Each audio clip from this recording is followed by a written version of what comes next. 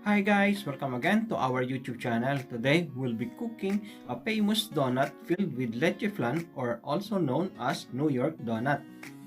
By the way guys, most of our viewers are non-subscribers, so consider giving us a follow by subscribing.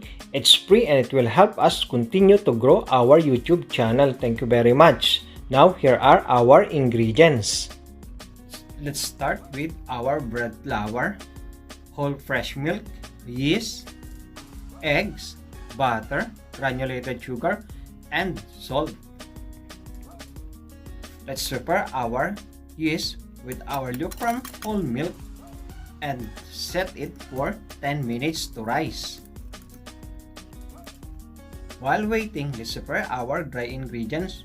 Let's combine our salt and granulated sugar to our bread flour and mix, and then mix well on the middle.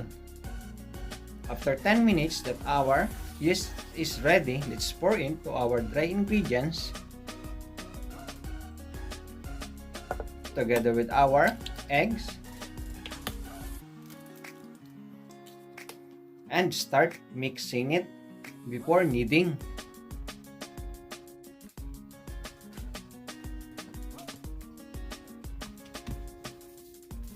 Now that our dough is ready for kneading, just transfer it into a kneading table, but first grease our kneading table so that it will not stick on it. Now start kneading it using our bare hands.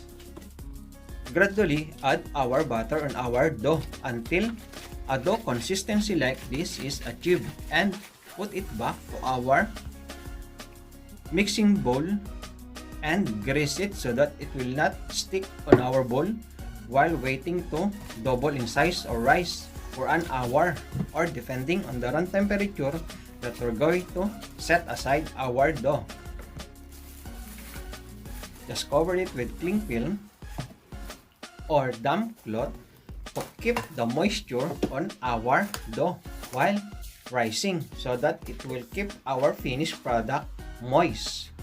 While waiting, let's prepare our pre-made leche flan. For those who are interested on this recipe of easy-to-follow leche flan, just visit our YouTube channel for our recently uploaded videos on how to make leche flan custard. I use a cookie cutter dough on making a perfect round shape filling of this leche flan, or you can use an alternative glass to cut our leche flan.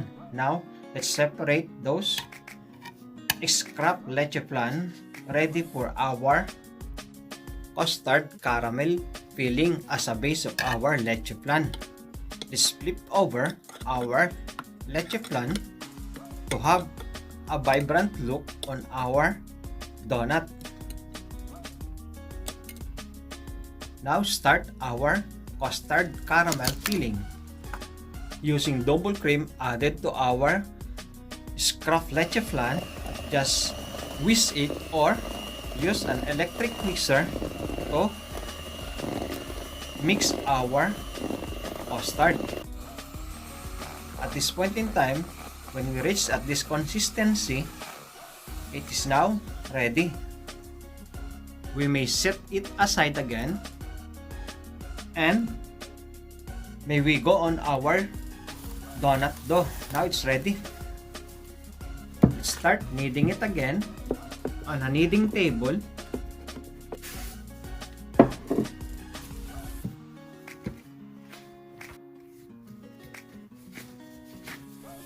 And flatten it at least half-inch thick before cutting it in a round shape. Using dough cutter again, but this time it's much bigger on the previous one that I've used for the filling. Just cut as many as a round dough that we can make on our flattened dough, as many as we can.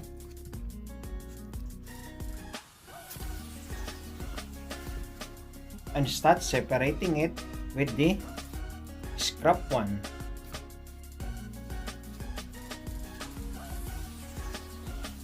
And make those scrap into a dough again. Just lined up the first dough that we cut on a baking tray.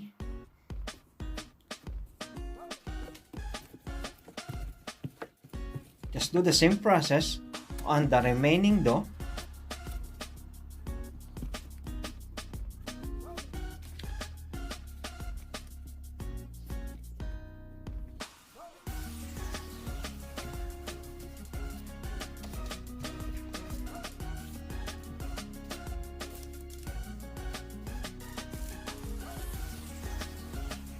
And leave it to rise for at least 30 to 45 minutes. Now that our dough is ready, in a clean pot, let's pour in at least 2 to 3 inches depth of cooking oil and start frying. Just make sure that our oil is not too hot so that it will not cook quickly our dough that will result to the middle that is uncooked. Just cook enough donut on our pan so that it will not be crowded while cooking.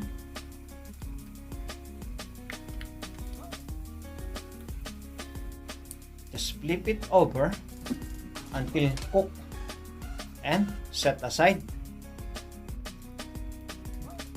Just do the same process on the remaining dough until we cook all our dough before proceeding to our next procedure. You might be interested also to visit our other YouTube videos for other recipes and dishes of Filipino cuisine to cook for yourself, for family, or even for the party.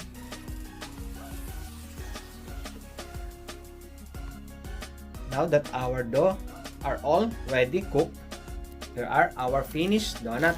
Now start making hole on our donut using our dough cutter. Just remove the middle and fill in with our caramel cream custard before putting on top our leche flan. Just push it gently with our spatula.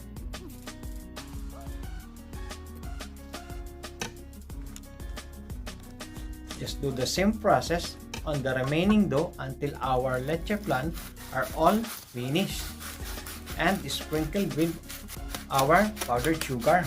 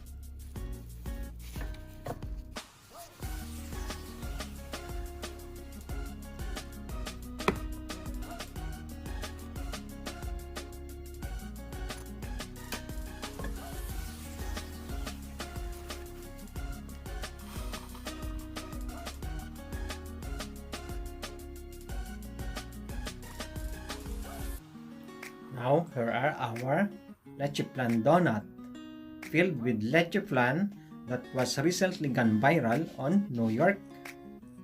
Let's try. It's creamy and delicious.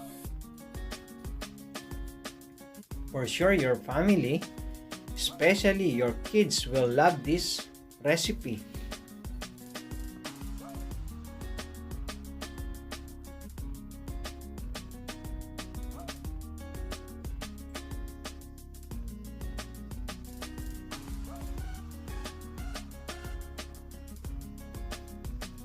On the remaining donut, just sprinkle it with powdered sugar and serve. And here are our basic donut and Leche Flan Doughnut recipe. Thank you very much and God bless. Happy eating! Bye-bye!